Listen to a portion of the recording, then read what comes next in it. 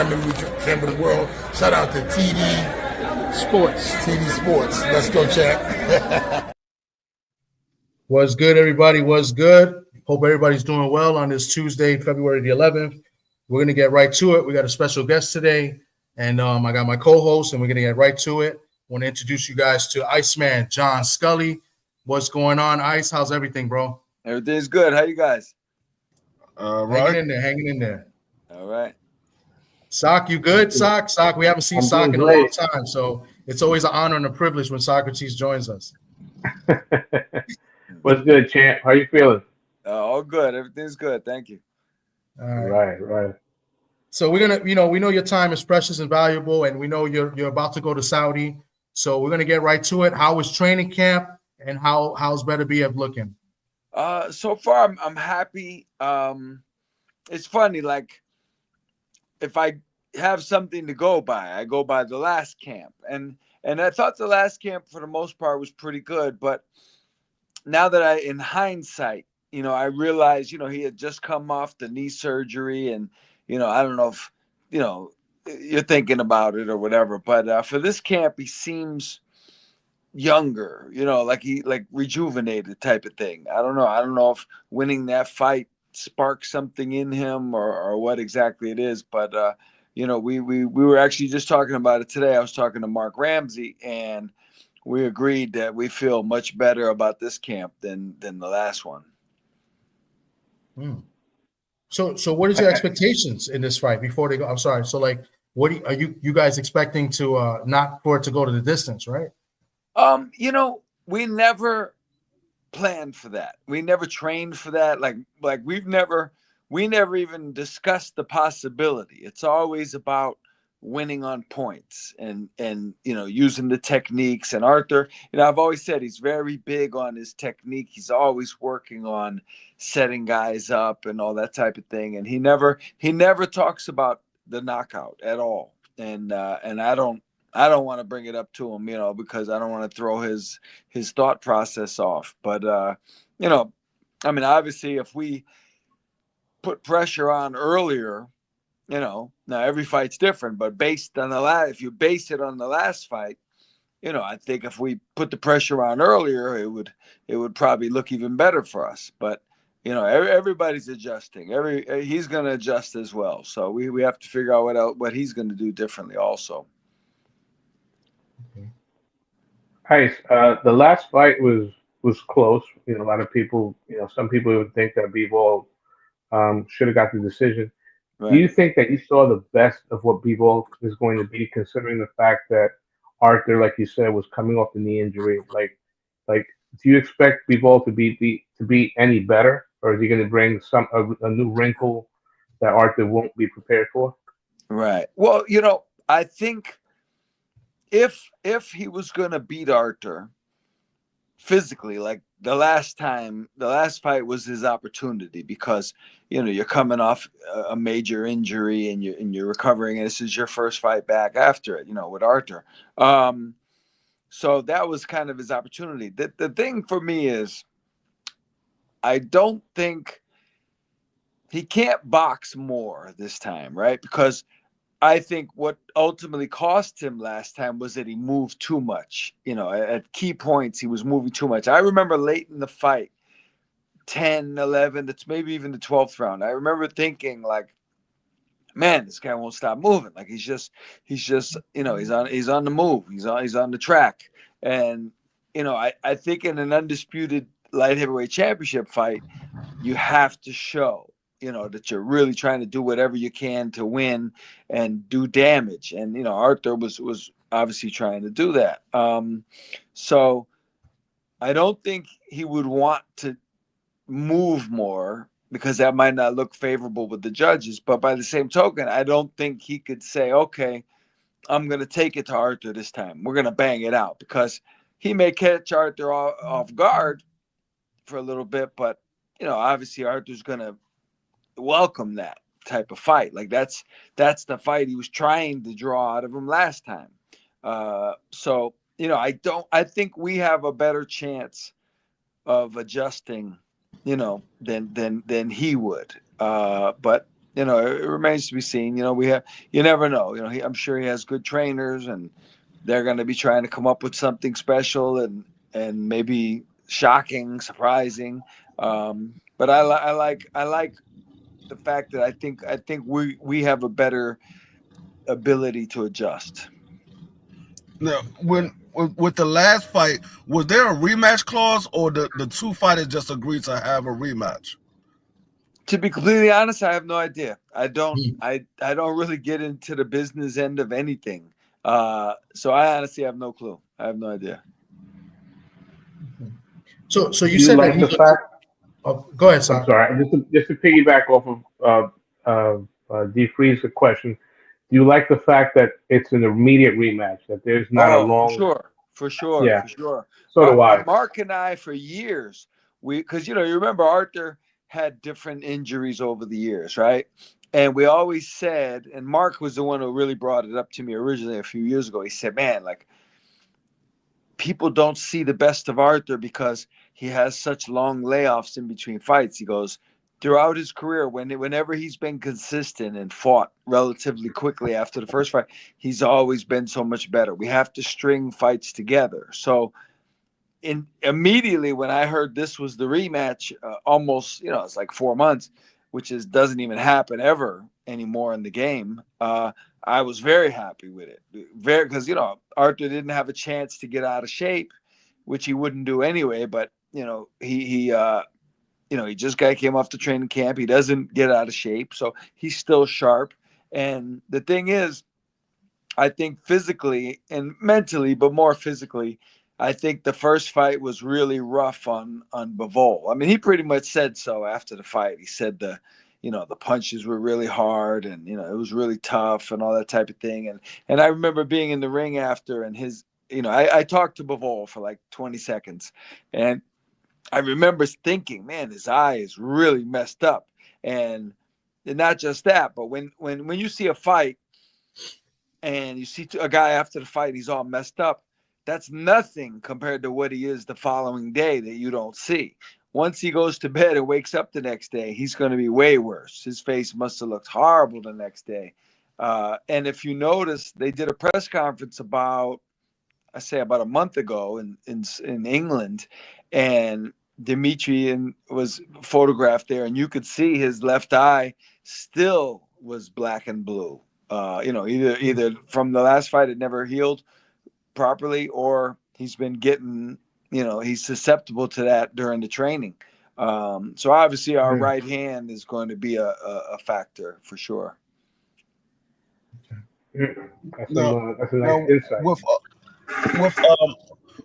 With Arthur getting up there in age, and I mean, we all know he's getting older. Do you see anything from him slowing down, or does he still look like the same Arthur that fought probably 3 or 4 years ago? It's funny. He looks the same to me. And I remember I was talking to his strength coach, who's an amazing guy. This guy, Andre, he's a Polish guy. And he's like 75 years old. And you would swear he was 40. Like he's in awesome shape. Him and Arthur actually play handball together. It's a very competitive game and a stressful game. And he beats Arthur. Like they beat each other. They have a running rivalry. This guy's 75 years old. He's a monster. And he told me, I said, man, between us, how's Arthur looking? He goes, oh, like, I mean, like, because he keeps track of everything. I don't know exactly what, but he keeps track of all the statistics and the levels and all that stuff. And he said, oh, his level of intensity is way better than it was last time. He was very, very excited. So him being as excited as he was made me excited, because he sees Arthur 3-4 times a week. Wow. What's crazy is that, Socrates is a strength and conditioning coach too, in phenomenal shape. And I don't know if you knew this, but he's 75 years old as well. You're looking good. You and I. Funny guy. So you said that Arthur looked a lot fresher and younger in this training camp. He felt fresh and younger. Were there any things done differently in training camp? Was there, what sort of aspect you focused on? I just think his I don't know if it's because we came off the other camp so quickly. I don't really know exactly what it is. Maybe my gut feeling, my logic would tell me, he came off the meniscus surgery last time, and no matter how tough you are, no matter how good a shape you're in, subconsciously there must be a little bit of apprehension deep down where you don't want to injure yourself again. But like I say, this camp, it's just a different. He's on a different level, and and that coincided with what Andre told me. So yeah, he's he keeps track of all the statistics or whatever, the times and everything, and he said yeah, he's much better than he was last camp. Okay. I know that you guys can only, and it's the golden rule in life, right? You can only worry about stuff that you can control. But after the fight, there was a lot of whining from Team B-Ball, Eddie Hearn. Do you think that that's going to play a part in the judging? And have you guys analyzed who were going to be the judges for the fight? Do you guys know ahead of time? You know that you guys can get a fair shake. I'm not sure. I know Mark he handles all that type of stuff. For me, it doesn't matter necessarily to me. But Mark is the one that takes care of all that. I think anytime there's a close fight, you like a lot of people use the term robbery. Like we see that every fight. Like, oh, the guy got robbed. I said, listen, there's a difference between a robbery and a close fight. Like a close fight is not a robbery. That's literally the opposite of what a robbery is. A robbery is Roy Jones in the Olympics. A robbery is Chavez and Pernell Whitaker. That's a robbery. Close fights are close fights. It depends on what you like. As I'm watching the fight, in the middle of the fight, I was like, man, I'm saying to myself, Bivol's boxing nice, man. Bivol's doing pretty good. He's got some good moves, But towards the end, I was almost like, come on, man. Like you got to stop moving. Like you're moving too much. I'm almost like his coach. And I'm saying, come on, Dimitri, you can't run. You gotta get in there. You gotta work a little bit. You gotta show you want to win. So I think professional judges, I would assume, they're at a high level for a reason, and they can't you can't let a previous fight dictate what happens. Like you can't say like, well, I would have gave the guy the round close, but because I think the other guy got robbed last time, or everybody's complaining that it was close, I'm going to give it to the other guy to kind of even things out and show that I'm not biased, or you can't let those things happen. You have to judge each round, and each, it's a new round, it's a new fight, no matter what happened before. All right. So, I know you guys don't like to talk about, people usually don't talk about strategy and stuff, but is there any particular strategy you got, or, is it going to be kind of similar to the game plan you guys always, go about when you have big fights? I mean, I would say with Arthur, it's a general game plan. Like he's generally fights the same. Now you take into account, like when he fought Joe Smith, who's a big puncher and a big banger and a really aggressive guy, Arthur boxed that fight. He was elusive and, setting things up. I don't think Bivol would be the guy to really try to be elusive against, in that vein. So sometimes it's not so much of a secret. Like there's no secret that we're going to have to, I would think we're going to have to press the fight. Ultimately when it comes down to it, we're going to have to work hard, and we're going to have to try and wear Dimitri down. It's just a matter of doing so in a different way, a different fashion, employ some tactics that we didn't employ last time. But I think the general idea, it's like Ali Frazier. Doesn't take a genius to tell you how Muhammad Ali has to beat Joe Frazier and how Joe Frazier has to beat Muhammad Ali. So I think, everybody kind of has a general idea of what each guy has to do. Okay. I'm going to just go to this comment real quick before we move on. This is my guy, Raheem from Pro Se and the World Boxing Bureau. He says, salute to the panel. Shout out to Mr. Scully. We had a respectable exchange on Instagram concerning the World Boxing Bureau. Right. I remember. Okay. Yeah, that's a good friend of mine, my man, Raheem. So when you guys are leaving to Saudi, are you going to go meet? You're going to go straight to Saudi, or you're going to go back to Canada first? Oh no, I'm in Montreal. We're leaving tomorrow. Oh, okay. I thought you came. I thought you was coming back, and then you was gonna go back to. No, I went home just for 2 days, Okay. few days, just take care of some stuff. But no, we're leaving tomorrow.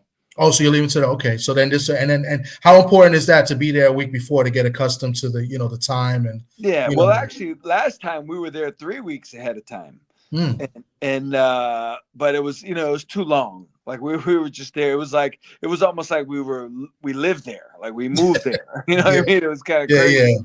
yeah. And Arthur's traveled a lot in his Mhm. amateur career and pro, and he said he was the one. He said it's too long. Like I don't need to be here. It doesn't take him that long to adjust. He's a world traveler. He travels. Okay. He goes to Russia and all those places. After every fight, and he's traveled as an amateur, so he adjusts pretty quickly. So he's not worried about it. A week and a half is going to be fine. Okay. Interesting. Um, How is? Sorry. no, go ahead, because I was gonna go to something else, but go ahead. Yeah, you guys Well, go. just sticking to just the Saudi Arabia and the atmosphere. Was that your first time ever there? And also, how was it? Because it's now. I mean, we have to admit it's the capital of the sport right now. With Turkey, being its biggest supporter. Just give me as much as you can as far as like the scene and being in that event of that I last uh, fight. I love Saudi Arabia. Saudi Arabia was fun. It was interesting. When I first got there on the main road with a hotel, which we stayed in the Hilton, next to a mall with a Mm, cheesecake factory behind it and a Tim Hortons and all that kind of stuff. It looked like the Vegas Strip to me. It was mm, a lot different than I thought it would be. The fans, the show was in a beautiful arena. I think it's called the Kingdom Dome, or and it's beautiful place, spectacular arena. They have like light shows, and it's like almost going to a concert. Like when you go there, something's going on. And when we were driving, all the automobiles, SUVs connected to the fight, they had Arthur and Dimitri's name on the side of it. So when we're driving down the street, everybody knows that SUV is connected to the fight. mm, And and I really like Saudi Arabia. I look forward to going back. mm. How Okay. was your interactions with Turkey? And Um, I was next to him a few times. I just kind of nodded. I didn't really speak to him. Just yeah, I didn't really have anything to say to him. He was busy. He was doing his Mhm. thing. So yeah, I didn't really get to speak to him. How's that arena like to be there live? Like, is it Uh, small? Is it like it's no, it's small? big. It's big. It's Yeah. big. Okay. Yeah. It's big. Like they couldn't even use the whole thing. Like it's huge. Mm, And but it's nice. It's a really nice. It's very it's funny. The like ever since I was a kid, you hear Saudi Arabia and you're picturing it in your head, and me, I'm extreme. Like in my head, I'm picturing sand and camels. That's what I'm picturing, because that's all I knew as a little kid, right? And we get there and it's like America. I mean, mm. there's we got the highways and the main, like I say, it looked like the Las Vegas Strip. And I'm talking to people. First thing happened, I walk in the mall. I walk in the mall, and the first thing that happened to me, the girl, the only difference is she had the burqa covering her face. She comes to me with one of those pieces of paper with the perfume on it, so I can smell it, right? And maybe buy it. That was the first thing happened to me when I walked in the Wow. mall, just like in America. Yeah. And I go in a sporting goods store, and it's the craziest thing. They had a Yankees shirt and a Red Sox shirt facing each other. Like they knew the Yankees and the Red Sox were the two rivals, and they had the shirts facing each other. I don't even know if they have baseball over there, but they definitely had the Red Sox and the Yankees at the sporting goods store. Wow. Yeah. So it's like very commercial. Oh, listen, I ate 2 or 3 times at Cheesecake Factory. if when you go into Cheesecake Factory, if it was not for the women with their faces covered, you would think you were in New York. Wow. It's exactly the same. Exactly. That's crazy. Yeah. I guess moving along, I don't know if anybody else has a question regarding that, but I'm gonna bring up another guy, who's making a name and he's now in your division. And it's that monster, Benavidez. What do you think of his last performance and him as a potential opponent for Beterbiev? I think he's obviously very strong. He's very emotional. He's into it. Like he's coming to fight 100%. He's not leaving anything in the dressing room or at the gym. I do think I like his style for us, like for Arthur. Arthur loves when people come to him and are aggressive. Like that's what he loves. That's what he wants. And so that's it's a fight. I would assume after this fight, assuming we win, I would assume every boxing fan, if you asked 1,000 real boxing fans, say, hey, what fight do you want to see next? I think 1,000 out of 1,000 would say Arthur and Benavidez. I think it would be unanimous. Okay. Yeah. So, I mean, the obvious question then would be like, if that fight was to happen, how do you think that fight turns out? How do you think they match up? I think it's a very good fight. I think Arthur. I think everything that Benavidez is, Arthur is and a little bit more. Like people say Benavidez hits hard. Well, he does, but I mean Arthur hits hard. Like Arthur, I talked to a guy today and he told me, I sparred, who did he say? He sparred with, I don't know if it was Anthony Joshua. He named a top heavyweight. I forget who he said, but he said, I sparred Anthony Joshua, and I'm not sure it's Joshua, but one of those guys. I sparred with whoever. He said, Arthur hits harder than him. He said, I'd rather get hit by that guy. And I was shocked that he said it. He goes, believe me. And I actually, it's funny. I won't name him, but I have a friend of mine who was a former world title challenger, and he thinks that he thinks bigger gloves create more damage somehow. I don't know why he thinks this. So we always go back and forth.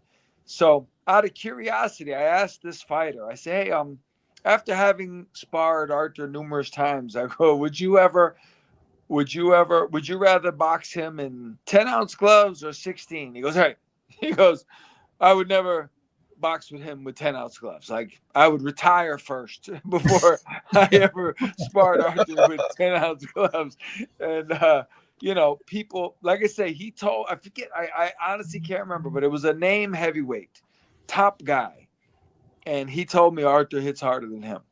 Wow. Yeah, it's funny you said that because I had that debate with somebody literally last week, and we was talking about the power of Arthur, and I said, I don't know if Arthur hits harder than him. I said, but the only way anybody would know is if they've been in a ring with him. I said, but Arthur definitely it hits on the same level as a heavyweight. And they were like, nah, the Anthony Joshua hit way harder than Arthur. I said, we don't know that. That's the only way you will know that is if you actually fought him. Right. I mean, some guys hit, like I'll give an example. Julian Jackson. You can't tell me Julian Jackson doesn't hit as hard as heavyweights. There's no way. Like, because the average middleweight that punches hard does not punch anywhere near as hard as Julian Jackson. And Julian Jackson hits like people in heavier weight classes. Now, Arthur's a big dude. Like, he used to fight 201 as an amateur. I don't know, a lot of people don't know that. He fought 201 in the Olympics. So his power, I'll give it. I always go by the fighters. Nobody on earth knows better than the fighter himself, right? We had a fighter come here. I'm not gonna say his name, but he was like a big light heavy cruiserweight, but at the time he was like 215 pounds. And he came in, I picked him up from the airport, and I was saying to him, man, you gotta be careful, keep your hands up, stay off the ropes. He's like, nah. And he's naming all these guys he sparred with, like big names, heavyweights. and cruiserweights. He's like, nah, I spar with this one, I spar with that one. He goes, I got this. I said, oh, that's okay. So literally his first round sparring Arthur. He spars the first round ever. And he comes back to the corner after, and he looks at me and he goes, well, that was different. That was different. I said, look, man, I tried to tell you, just relax, man. Keep your hands up. And he was not, when he left the camp, he was not nearly as bravado as he was when he came in. Let me ask this question before you guys continue.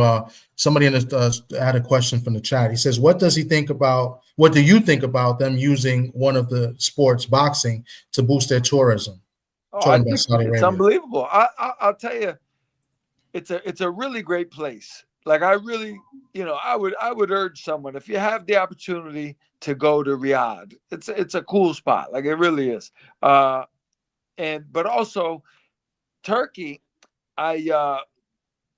everything I've seen from him, everything he's said and his plans, I'm like, I like this guy. Like, I like his thought process. It's almost like he's almost like a guy, like a kid fantasizing about what the sport should be like, and everybody's going, that's crazy, and he's like, no, we could do it, but he's got the money to do it.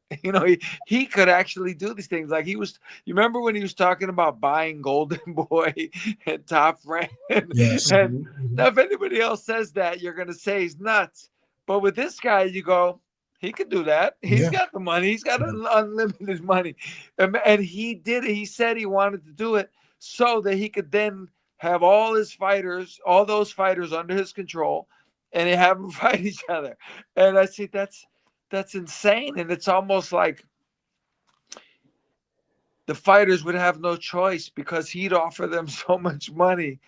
Their whole family, everybody they knew, would say, are you crazy? There's no way you could say, even if you get decapitated, you have to take this offer of money. And the stuff he's just, everything he's said, I really like his vision. Like I say, he's almost like, he reminds me of me when I was first starting out in boxing as a kid, because I didn't look at things like a business person. I looked at somebody that just liked boxing, and I wanted to have it the way I wanted it.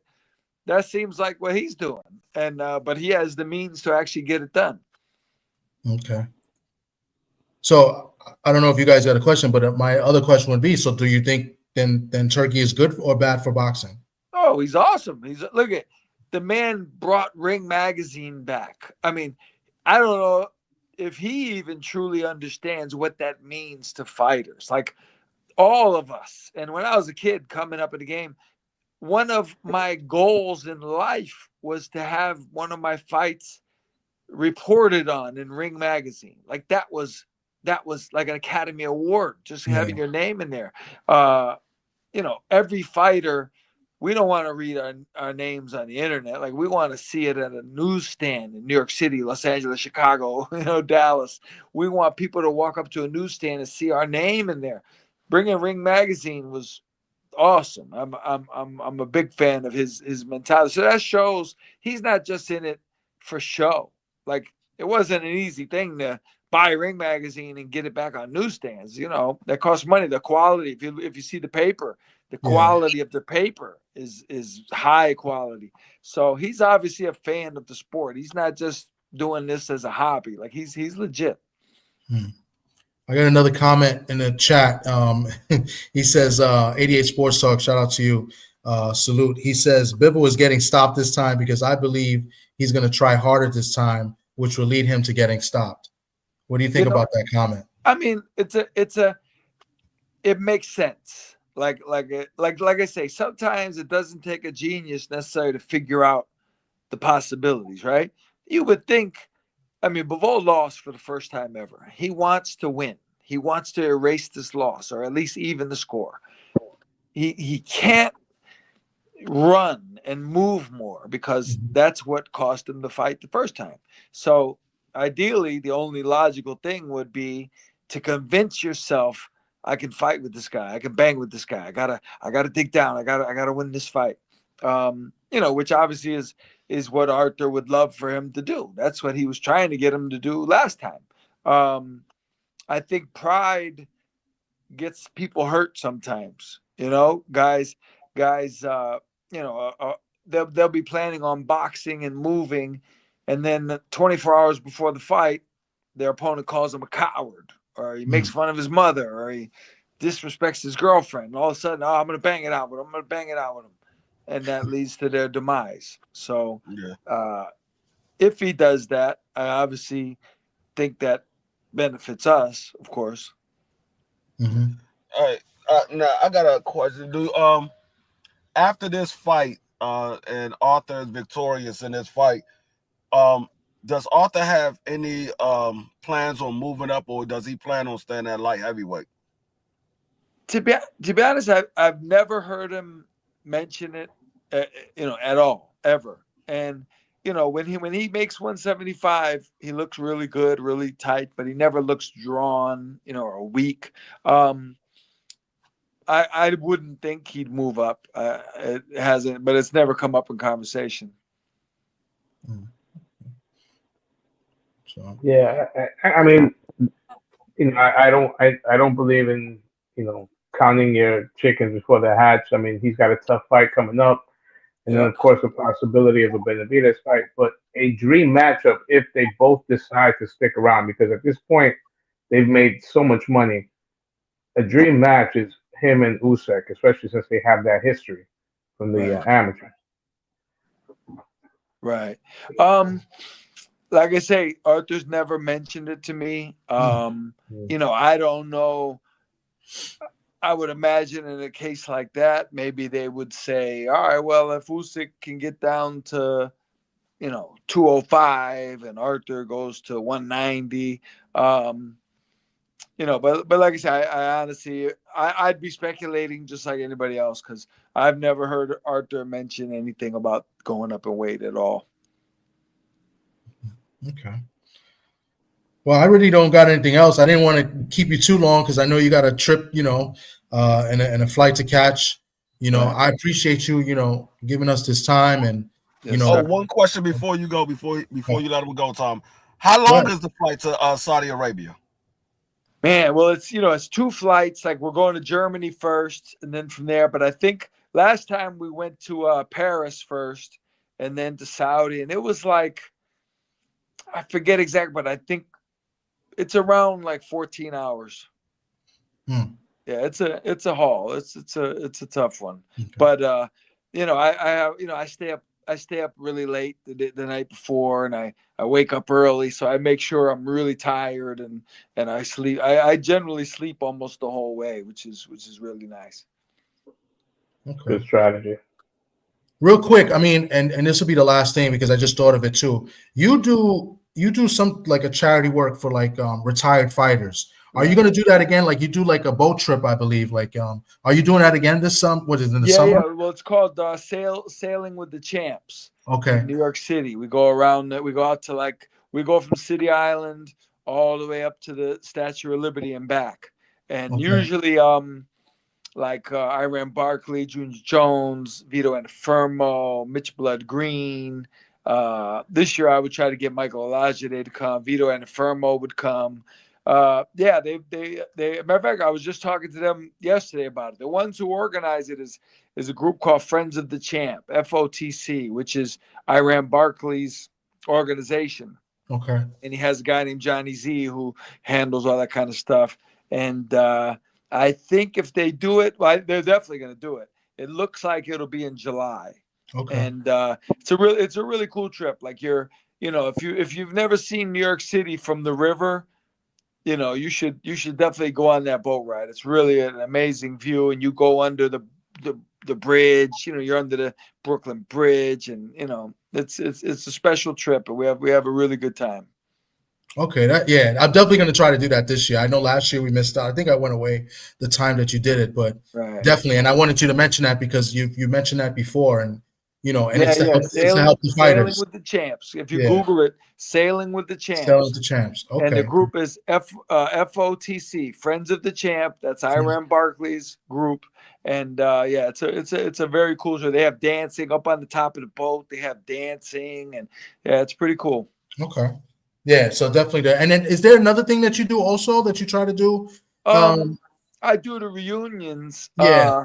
I'm doing a reunion. It looks like the last week in June Okay. at Diamantes. If you know Oh yeah, that's by the garden. Yeah, right next to the garden, right? Diamantes, which the ring announcer with the long dreads. Yeah. We do it there. I did one in October, and I mean we had Vito Anafirmo, we had Harold Weston, Shannon Briggs was there. I mean Lawrence Claybay was there. We had a really, really good turnout. It was nice, and I'm expecting to get a whole bunch more guys, champions, and Aaron Davis will be there, and it's gonna be a good trip for sure. Oh, that sounds great. I'll definitely check that out as well. But yeah, and then we'll keep in touch as well. So Yep. But again, I appreciate your time, and safe travels and good luck to you. Team Better BF. Next Saturday is the fight, Saudi Arabia. That's a fire card. Like that card is stacked. Yeah. And you guys are the main event. I think that's going to be a great, probably the best card of the year so far, the first quarter of the year. Yes. Awesome show. They really outdid themselves this time. Yeah. So, well, thank you, Ice. We'll be in touch, and enjoy. I appreciate Best of luck, you guys. my brother. Thank you for having me. Thank you. All right, guys. Be All good. right. All right. Take care, Ice. All right. All right. Yeah. All right, guys. That was good. Yeah. What's up, Sal? He's really one of the good people in boxing. He's done charity events with Gerald McClellan, Wilfred Benitez. Like he still keeps in touch with, ironically, their sisters who are their caretakers of the two fighters. Yeah. Gerald McClellan and Benitez, and he's delivered envelopes. So he's just a good human being that loves the sport and gives back. Even after he's retired, a real decent person. It'll be hard for you to find somebody to say something bad about John. If anything, I've heard criticism that he's too nice. He's too nice. Yeah.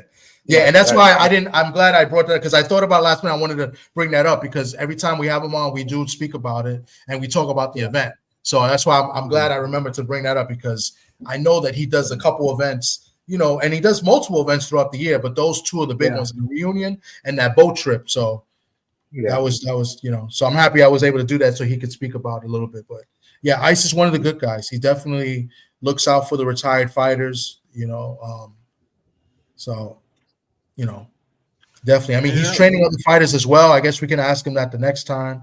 I know he's working with another fighter out in Canada as well. So he just validate my point that Arthur going to win, and then possibly by stoppage. But my man Dub Right Side, salute. He says, but Dub Right Side, he's got Bivol, respectfully. Dub Right Side had Bivol last time.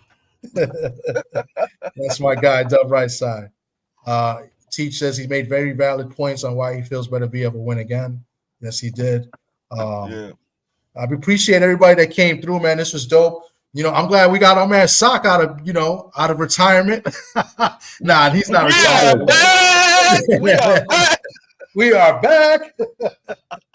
Sock, you like the little joke I had? He gave me the alley-oop for the strength and conditioning. Hey, I wish I was 75. I'd be retired.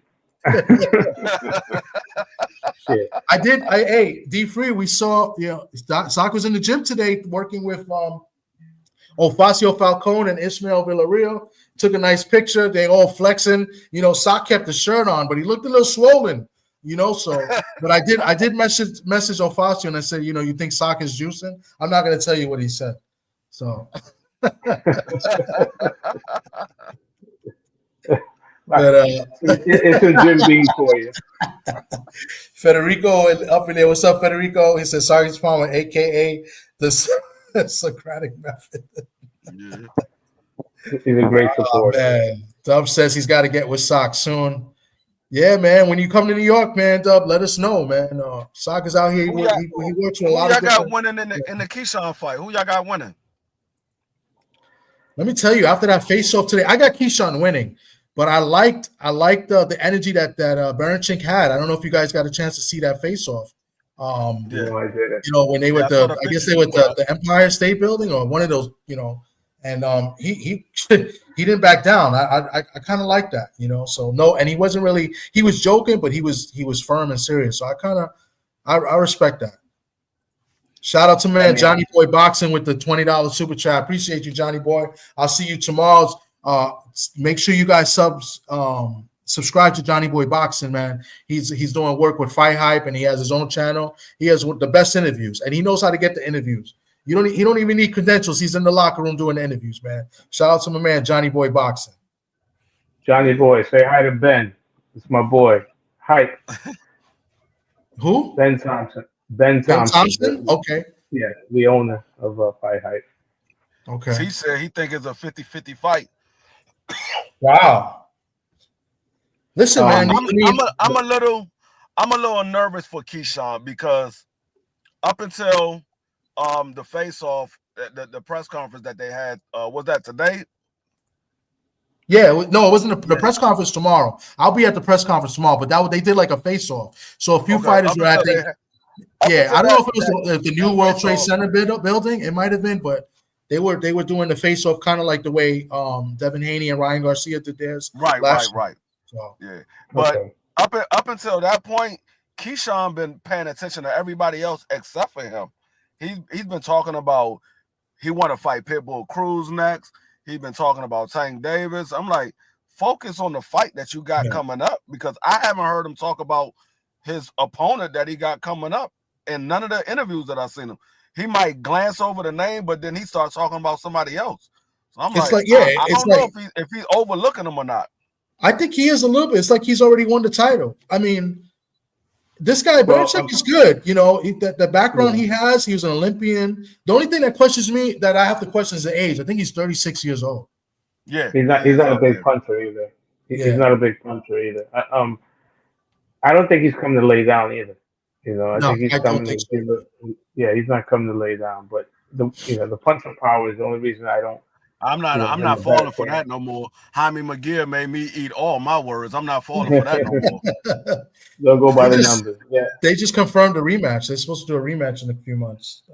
Him and that guy Bruno. So. Okay. Oh, they just confirmed the rematch? Yeah, they just confirmed the rematch. So Belichick is crafty. So if he loses, he got a rematch with Keyshawn. No, you're talking about Munguia. I don't. Oh, you talking about the McGee fight? Oh, you talking about the No. Oh, Munguia and Bruno. They confirmed the rematch from the episode. Yeah. So yeah, I don't know if McGill won it. He kept getting hit with that daggone right hand. I don't know. He couldn't move his head for nothing. Yeah. So, we don't talk about Bruno. He had switched trainers again. He went back with Eric Morales, I think, right? He was with Eric Morales for his last fight, wasn't he? Yeah, that's what I'm saying. He switched back to Eric Morales, but before that, I think he was with Fred. Was he with Roach? Freddie. Yeah, so his last fight was with Eric Morales, but he started out with Eric Morales too, I believe. So I don't know if that had anything to do with it, but he's had a lot of trainers. I think his father. Shout out to my man Dub Rightside. Appreciate you with the $5 super chat. Appreciate you. He says, keep up the great work. Man, we're trying, man. I got two good co-hosts that help me out and make me look good. I got one of them, when he shows up, he makes me look good. That's why I need him to come. I need him to come on more, man. We got to sell more tickets, man. So $5 split 3 ways. That's what, $1.75 each. That's coffee tomorrow. Yeah, but then YouTube takes 30%. They tax you. Okay. Yeah, Munguia was. I don't know if he was winning that fight. He kept getting hit by that right. I don't know if McGill was winning that fight. People might have been giving it to McGill, but he was getting caught a lot in that fight. Sock, BBO misses you. He says, Sock, my African brother.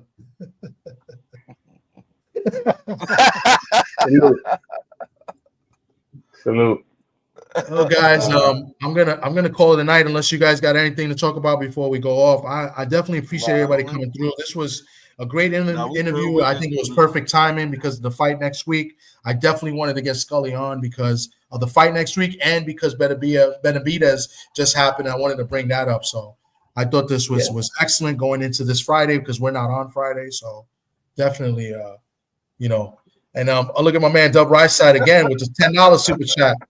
Man, Dub, my man Dub's Right Side. Salute to you. Lunch. We need making sure lunch. everybody getting $3. I appreciate you, Dub, man. Much appreciation. My man Dub Right Side.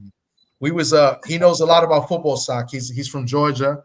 He's a Bulldog fan, and we went back and forth at the Bulldogs and Notre Dame, but it was a good discussion. He dropped some jewels on Georgia, so Georgia's going to be solid next week. He spoke highly of the quarterback too, so okay. Yeah. Mark is also an Irish fan, Dub. Just so you know, spring is right around the corner. The spring game is a couple of months away. Yeah, already. We got that coming up, and then shortly after that is the NFL draft. Yeah, right. So football about to be right back. When does we got a lot of free agents. I don't know if it's because I'm getting older, or is it because I'm following football a lot closer? But it seems like these off seasons are getting shorter. Yeah, they are. Well, I mean, they extended the season. What's going on, Clarence? Yeah. Dub says, "Oh Lord, yeah, definitely out of order." That's what the Notre Dame. My man Clarence, salute to you, Clarence. I'll see you tomorrow as well. I'm hyped for the off season because of the free agents. There's some interesting free agents. Want to see where they go. Yeah, I was thinking about that. Dub Right Side doing a mock draft show. I was thinking about doing that. I was going to do one probably next week. We can get together and do that and show it on both platforms. That'd be cool. We show it on Thomas come up there. We could show it on. I gotta wait for the combine. I gotta wait for the combine to do mock draft stuff. Back in the day, I was a huge combine nerd. I used to buy the R-Lads magazine, Athlon. I got to get back on that. Okay. So I guess we could do a mock draft and then we do one after the combines. Salute to my man BVO Boxing with the $2 super chat. He says, Puerto Rican Tommy, I support you, but Ohio, yeah, he's Ohio State. Yeah, because after the combine, it's always going to be somebody that was projected to go early going to drop. They're going to have a bad combine, and they're going to end up dropping. And it's not only about the combine; it's the interviews too. Like the interviews too. Testing these kids, and they mess up on the interviews, or they say something they shouldn't say, or something that the owners don't like. It's So find out they're related to BVO. That's true. If you're related to BVO, or if you're from that dirty city, if you're from that dirty city in Cleveland, Cleveland. They let Dub Right Side talk for them in the interviews. They fuck up the whole thing. Fuck up the bag, homie. We're definitely out of order now. He's gonna be telling us we out of order. On that note, happy Tuesday. Tomorrow, hump day. Yeah. Like a fat kid in dodgeball, I'm out.